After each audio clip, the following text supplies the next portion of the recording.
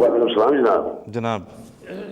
جناب آج میرا یہ سوال نہیں ہے جی بلکہ میری یہ حکومت پاکستان سے التجا ہے، آپ کی ٹی وی سے اور آپ لوگوں کی وساطت سے، جی کہ جماعت احمدیہ پر جو ظلم ہوا ہے 1973 میں، جی یہ ان کا حق نہیں تھا. یہ حق صرف اللہ تعالیٰ کی ذات کے پاس ہے. جی اور یہ اس فتوے کو اپنی اصلاح کے لیے آپ کی ٹی وی سے کے چینل کی وساطت سے میں گزارش کروں گا کہ ان حکمرانوں کو یہ ہوش آنا چاہیے کہ باقی لوگوں کو بھی تباہی سے، یعنی دین کی تباہی سے بچائیں اور اس فتوے کو واپس لیں، کیونکہ یہ مسلمانوں کا شیوا نہیں ہے. مسلمانوں میں بہت فرقے ہیں، جس طرح آپ کے شیعہ حضرات ہیں، جی یہ لوگ ان کو بھی کافر قرار دیتے ہیں، دیواروں پر لکھتے ہیں. کیا ان کے کہنے پر وہ کافر ہیں؟ ان کی میجارٹی زیادہ ہے، ان کو یہ کہہ نہیں سکتے کھلے عام.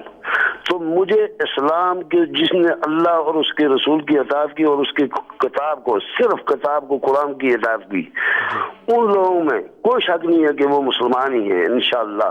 جی ٹھیک. تو ایسے لوگوں کو اس طرح کے فتوے لینا، یہ کرنا سراسر بے انصافی اور گمراہی ہے.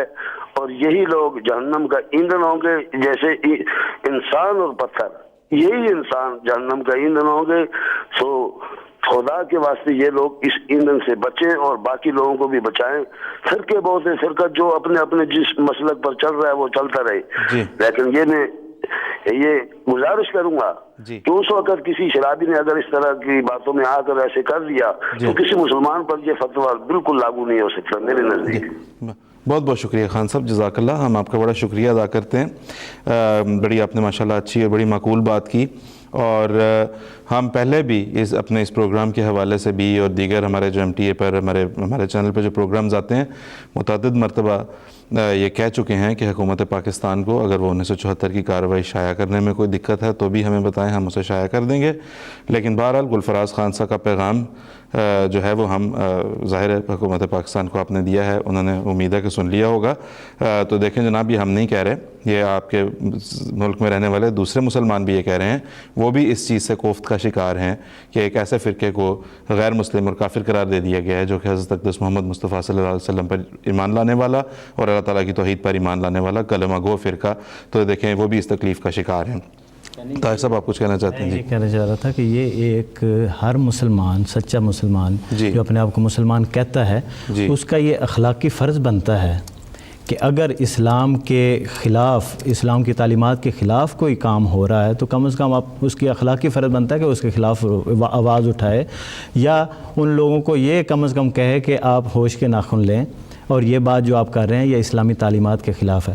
اس لحاظ سے خان صاحب شکریہ کے مستحق ہیں کہ انہوں نے کم از کم اخلاقی جرات کا تو اتنا تو اظہار کیا کہ یہ علی اعلان کھڑے ہو کے کہہ دیا کہ یہ آپ نے جو کیا ہے یہ اسلامی تعلیمات کے خلاف ہے. اور اس طرح اگر اندر سے لوگ اٹھ کے یہ کہنے والے ہوں تو پھر اسلامی تعلیمات سے ادھر ادھر کوئی ہونے کی جرات نہیں کر سکتا اتنا. بلکہ ان کے اس بات سے میں اب یہ سوچ رہا تھا کہ یہ صرف ہم ہی کہنے والے نہیں ہیں، سمجھ نہیں آتی کہ انہیں کس بات کا انتظار ہے.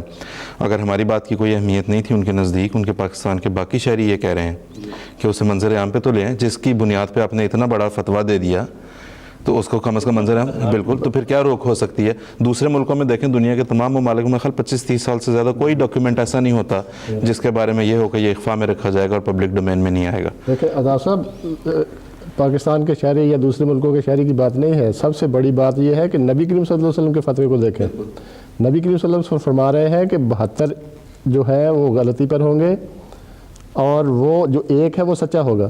اور یہ نبی کریم صلی اللہ علیہ وسلم کے فتوے کے بالکل برعکس، بالکل برعکس یہ کہہ رہے ہیں کہ یہ ایک جو ہے وہ غلط ہے، ہم سارے 72 ٹھیک ہے. یہ تو ویسے عقلانی بات ٹھیک نہیں کہ 72 آدمی اپنی اپنی رائے دے رہے ہوں تو 72 رائے تو ٹھیک نہیں ہوتی، ایک ہی رائے ٹھیک ہوگی نا.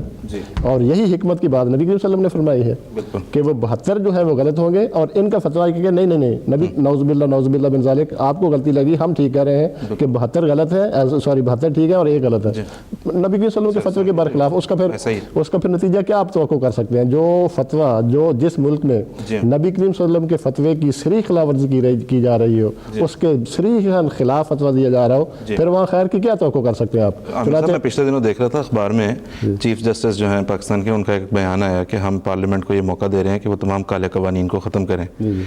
یہ پتہ نہیں کالے قوانین سے کس کو کیا کون سا قانون وہ مراد لیتے ہیں، کیونکہ سب سے زیادہ تکلیف دہ قوانین تو وہ ہیں جن میں واضح طور پہ احمدیوں کی انسانی حقوق کی خلاف ورزی سال ہر سال سے ہوتی چلی آ رہی ہے، تو اس طرف کبھی توجہ نہیں جا سکی۔ صرف یہ بات صرف احمدیوں کی نہیں ہے، بات اصول کی ہے کہ کسی دنیا کی حکومت کو، کسی دنیا کی پارلیمنٹ کو حق کس نے دیا کہ وہ مذہب میں مداخلت کرے اور کسی کا دین تعین کرے کہ تمہارا یہ دین ہے؟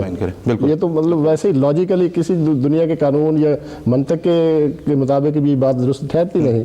کس کو کیا حق؟ اللہ تعالیٰ تو فرماتا ہے لا اکراہ فی الدین، اصول تو شریعت تو یہ کہتی ہے۔ بالکل ٹھیک ہے۔